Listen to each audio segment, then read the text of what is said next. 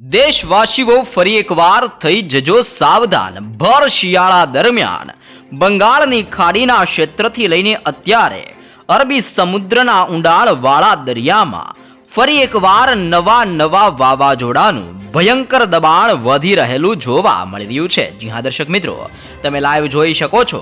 હિન્દ મહાસાગરના ક્ષેત્રથી અરબી સમુદ્રના ઊંડાણવાળા દરિયામાં અત્યારે નવી લો પ્રેશર સિસ્ટમનું નિર્માણ થતું જોવા મળી રહ્યું છે. સાથે સાથે દક્ષિણીય ભારતના તટીય ક્ષેત્રથી લઈને બંગાળની ખાડીના સંપૂર્ણ વિસ્તારની અંદર અત્યારે હાઈ પ્રેશર સિસ્ટમ સક્રિય બનીને સાયક્લોનિક સિસ્ટમનો ઘેરાવો તેના આજુબાજુના સંપૂર્ણ વિસ્તારોની અંદર તોફાની અસર દર્શાવતો જોવા મળી રહ્યો છે.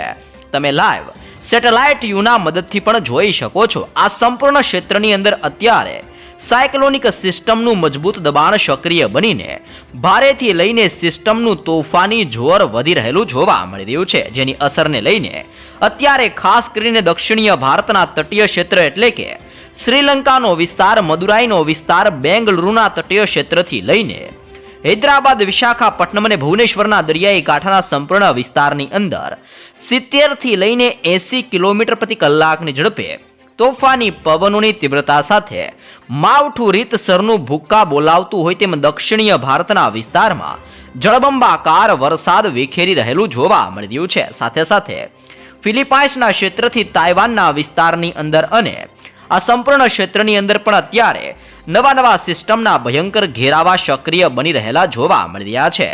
સાથે સાથે હવે પછી ઉત્તરીય ભારતના ક્ષેત્રની અંદર અત્યારે હાઈ પ્રેશરની સાથે લો પ્રેશરો સક્રિય બનીને ઉત્તર ભારતના વિસ્તારમાં બરફ વર્ષાને લઈને અત્યારે ઠંડીનું પ્રમાણ પુષ્કળ વધતું જોવા મળી રહ્યું છે. -16 ડિગ્રીની અંદર અત્યારે લેહ લદાખના વિસ્તારથી કાશ્મીરના વિસ્તારોમાં ભયંકર ઠંડીનો ચમકારો વધી રહેલો જોવા મળી રહ્યો છે. આમ ઉત્તરીય ભારતના વિસ્તારમાંથી ફૂંકાતા ઠંડા અને ભેજયુક્ત પવનો હવે પછી પોતાની દિશા બદલીને ગુજરાત તરફ ગતિઓ કરતા જોવા મળી રહ્યા છે. આમ ગુજરાતના સંપૂર્ણ ક્ષેત્રની અંદર અત્યારે તોફાની ડબલ ઋતુનો અહેસાસ જોવા મળી રહ્યો છે.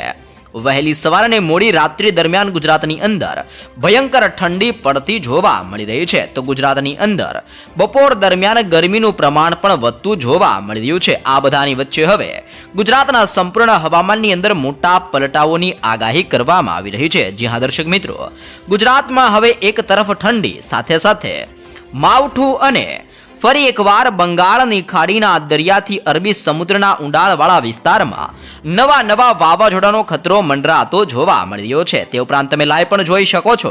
બંગાળની ખાડીના દરિયામાંથી આગળ વધતી વરસાદીય સિસ્ટમની સ્ટ્રફ લાઈનો અત્યારે ગુજરાતના વિસ્તાર ઉપર પણ જોર દર્શાવતી જોવા મળી રહી છે. આમ ગુજરાતના સંપૂર્ણ વિસ્તારોની અંદર અનેક પ્રકારની વરસાદી અને માવઠાવાળી સ્ટ્રફ લાઈન અને શિયર ઝોનના તીવ્ર ઘેરાવા અત્યારે ગુજરાત ઉપર મંડરાતા જોવા મળી રહ્યા છે. આમ ગુજરાતની અંદર સતત હવામાન બદલાતું જોવા મળી રહ્યું છે. આગામી 3 દિવસની અંદર તાપમાનની અંદર હજી પણ 2 થી 3 ડિગ્રી સેલ્સિયસનો ઘટાડો ગુજરાતમાં જોવા મળવાનો છે. તે ઉપરાંત અત્યારે બંગાળની ખાડીને અરબી સમુદ્રના દરિયાની અંદર સક્રિય બની રહેલી નવી સિસ્ટમોની અસરને લઈને ભયંકર હલચલ વધતી હોય તેવા દ્રશ્યો જોવા મળી શકે છે, જેની અસરો હવે પછી ગુજરાત રાજ્ય ઉપર પોતાનું ભયંકર જોર દર્શાવતી જોવા મળવાની છે.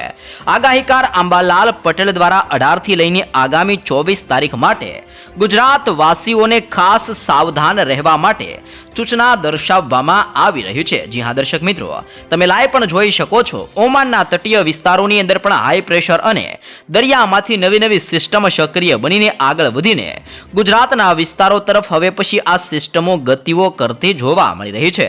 બદલાઈ રહેલી સિસ્ટમોની દિશા અને સિસ્ટમના હવામાનની સાથે આવી રહેલા મોટા પલટાવને લઈને ગુજરાતના સંપૂર્ણ વિસ્તારની અંદર વરસાદીય મોડલોની અંદર ઓચિંતાના પલટાવ જોવા મળી રહ્યા છે. સાથે સાથે ગુજરાતની અંદર અત્યારે 15 ડિગ્રીથી લઈને 23 ડિગ્રી સેલ્સિયસ સુધીનું તાપમાન જોવા મળી રહ્યું છે. આમ હવે પછી વરસાદીય સિસ્ટમની ભયંકર ઘાતના ઘેરાવા ગુજરાત રાજ્ય ઉપર પોતાની અસરો દર્શાવતા જોવા મળવાના છે, જેની અસરને લઈને બંગાળની ખાડીના વિસ્તારથી અત્યારે ગુજરાતના વિસ્તાર ઉપર નવું યુસીએ સક્રિય બનતું હોય તેમ અપર એર સાયક્લોનિક સર્ક્યુલેશન સક્રિય બનીને ગુજરાતના સંપૂર્ણ વિસ્તારની અંદર અસર દર્શાવી રહેલું જોવા મળી રહ્યું છે, જેમાં સૌરાષ્ટ્ર, કચ્છ, દક્ષિણ ગુજરાત, મધ્ય ગુજરાત અને ઉત્તરીય ગુજરાતના હવામાનની અંદર અત્યારે ભયંકર ઠંડીનો અહેસાસ થતો જોવા મળી રહ્યો છે. તો હવામાન નિષ્ણાત આંબાલાલ પટેલ દ્વારા ગુજરાતને લઈને શું આગાહી કરવામાં આવી રહી છે, ભારતીય હવામાન વિભાગ દ્વારા શું આગાહી કરવામાં આવી છે અને ભારતનો સંપૂર્ણ નકશો જાહેર કરીને અત્યારે સિસ્ટમ ક્યાં પહોંચી છે, હવે પછી સિસ્ટમ કઈ દિશાઓ તરફ ગતિ કરશે અને કયા વિસ્તારોની અંદર સિસ્ટમનું જોર જોવા મળી રહ્યું છે, જેની આપણે લાઈવ માહિતી મેળવીએ. દર્શક મિત્રો, તમે લાઈવ જોઈ શકો છો. વર્લ્ડ મેટાલોજિકલ ઓર્ગેનાઇઝેશન દ્વારા હવે પછી ફરી એકવાર બંગાળની ખાડીના દરિયામાં તોફાની હલચલ સક્રિય બનવાને લઈને નવી આગાહી કરવામાં આવી રહી છે. શ્રીલંકાના નજીકના ક્ષેત્રની અંદર હવે પછી લો પ્રેશર વાળી સિસ્ટમ સક્રિય બનીને તીવ્ર બનીને હાઈ પ્રેશર સિસ્ટમની અંદર અત્યારે રૂપાંતરિત થતી આ નવી સિસ્ટમ જોવા મળી રહી છે. સિસ્ટમનો ઘેરાવો અત્યારે બંગાળની ખાડીના સંપૂર્ણ ક્ષેત્રની અંદર પોતાની ભારેથી ભયંકર અસર દર્શાવી રહેલો જોવા મળી રહ્યો છે. આ સંપૂર્ણ ક્ષેત્રની અંદર વરસાદીય સિસ્ટમનો ઘેરાવો અત્યારે જોર દર્શાવતો જોવા મળી રહ્યો છે. સાથે સાથે બંગાળની ખાડીના વિસ્તારથી અરબી સમુદ્રના ઊંડાણવાળા વિસ્તારમાં અત્યારે તોફાની જોર વધતું જોવા મળી રહ્યું છે. સાથે સાથે તોફાની પવનોની દિશાની અંદર પણ મોટા પલટાવ આવી રહ્યા છે, જેની અસરને લઈને દક્ષિણીય ભારતના અનેક વિસ્તારની અંદર અત્યારે માવઠું ભૂક્કા કાઢતું જોવા મળી રહ્યું છે. ઓમાનના તટીય ક્ષેત્રથી લઈને અત્યારે અરબી સમુદ્રના વિસ્તારમાંથી પણ વેસ્ટર્ન ડિસ્ટર્બન્સ આગળ વધીને ગુજરાતના વિસ્તારોની અંદર ગતિઓ કરતી જોવા મળી રહી છે, જેના કારણે અનેક વિસ્તારોમાં મોટી હલચલ જોવા મળી રહી છે. તમે જોઈ શકો છો બાય ઓફ બેંગલના દરિયાની અંદર એટલે કે બંગાળની ખાડીના વિસ્તારની અંદર સતત તોફાની હલચલ સક્રિય બની રહેલી જોવા મળી રહી છે. દરિયાના ઊંડાણવાળા ક્ષેત્રથી લઈને દરિયાના સપાટીના વિસ્તારમાં 5.8 કિલોમીટરના વિસ્તારોની અંદર અત્યારે સાયક્લોનિક સર્ક્યુલેશનનું તીવ્ર ઘેરાવો સક્રિય બનતો હોય તેમ તમે લાઈવ જોઈ શકો છો. બંગાળની ખાડીના આ સંપૂર્ણ ક્ષેત્રની અંદર દરિયાની સપાટીથી અત્યારે 5.8 કિલોમીટર ઉપરી વિસ્તારની અંદર આ નવી લો પ્રેશર સિસ્ટમનું ભયંકર દબાણ વધી રહેલું જોવા મળી રહ્યું છે. નવી સિસ્ટમોની અસરને લઈને અરબી સમુદ્રના દરિયાઈ કાંઠાના વિસ્તારથી કેરળના ક્ષેત્ર અને બંગાળની ખાડીના અનેક વિસ્તાર, જેમાં ભુવનેશ્વરના વિસ્તારથી લઈને તમે અહીંયા જોઈ શકો છો ભુવનેશ્વર, વિશાખાપટ્ટનમ, હૈદરાબાદનો વિસ્તાર, મદુરાઈના ક્ષેત્રથી શ્રીલંકાના સંપૂર્ણ વિસ્તારની અંદર કેરળ, કર્ણાટક, તામિલનાડુના વિસ્તારોની અંદર તોફાની વરસાદની નવી શક્યતાઓ દર્શાવવામાં આવી રહી છે.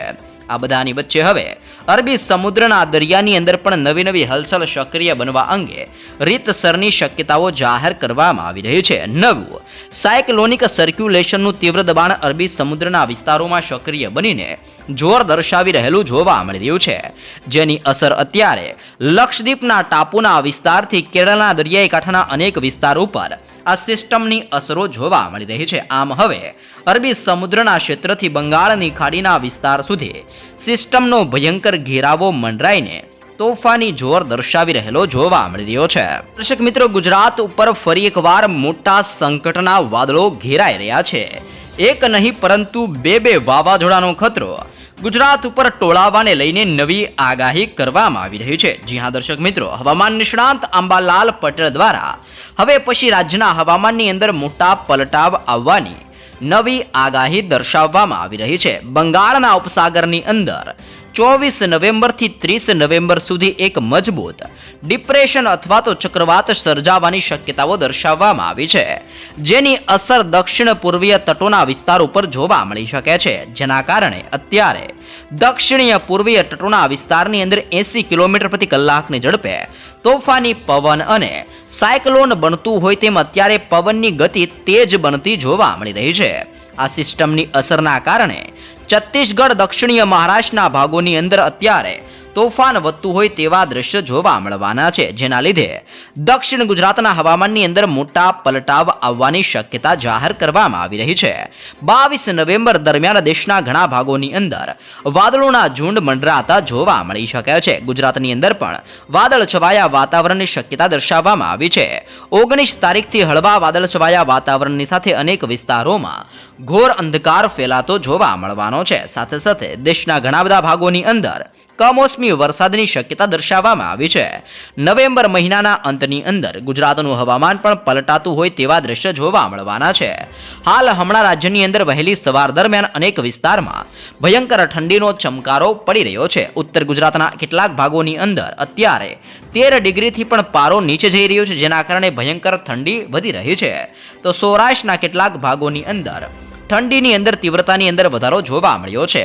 દરિયાઈ કાંઠાના ભાગની અંદર 20 ડિગ્રી સુધીનું તાપમાન જોવા મળી રહ્યું છે. તો રાજ્યની અંદર ઘણા ભાગોની અંદર 17 થી લઈને 18 ડિગ્રી સેલ્સિયસ સુધીનું અત્યારે તાપમાન દર્શાવવામાં આવી રહ્યું છે. મહત્તમ તાપમાનની જો વાત કરીએ તો 28 થી લઈને 30 ડિગ્રી સેલ્સિયસ સુધીનું બપોર દરમિયાન ગુજરાતમાં ભયંકર ગરમી પડતી હોય તેમ અનેક વિસ્તારોની અંદર બપોર દરમિયાન ગરમીનું પ્રમાણ પણ વધતું જોવા મળી રહ્યું છે. જી હા દર્શક મિત્રો, હવામાન નિષ્ણાત આંબાલાલ પટેલના મતે હાલની અંદર યુરોપના ક્ષેત્રથી લઈને એશિયાના ભાગોની અંદર આવતા ઠંડા પવનોના કારણે ગુજરાત સહિત અનેક વિસ્તારોમાં ઠંડીની અંદર વધારો થતો જોવા મળવાનો છે. જોકે આ ઠંડીનો સમયગાળો ટૂંકા વિરામ સાથે આગળ વધશે, જેની અસરને લઈને 18 તારીખથી 20 નવેમ્બર સુધી ગુજરાત રાજ્યની અંદર તાપમાનની અંદર હળવા વધારા થવાની શક્યતાઓ દર્શાવવામાં આવી રહી છે. અને રાજ્યની અંદર મોટા ભાગે અનેક જગ્યાઓ પર વાતાવરણ શુષ્ક રહેતું જોવા મળી શકે છે. સાથે સાથે ખેડૂતોને પણ પોતાના પાક સંભાળી રહેવા માટે ખાસ સમયગાળો દર્શાવવામાં